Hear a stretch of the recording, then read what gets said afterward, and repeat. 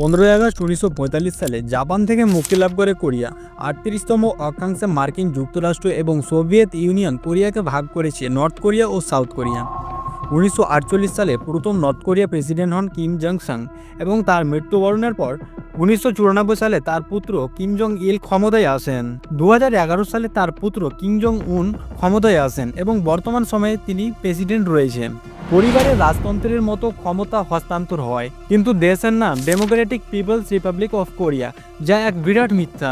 Kim Jong উন বর্তমান dictator. সে নিজের চাচা এবং সৎ ভাইকে হত্যা করেছেন যাতে তার বিরুদ্ধে কেউ দাঁড়াতে না পারে। উত্তর কোরিয়া হলো বর্তমান পৃথিবীর সবচাইতে বদ্ধ দেশ। এখানকার নাগরিকদের জন্য বাইরের দেশ নিষিদ্ধ।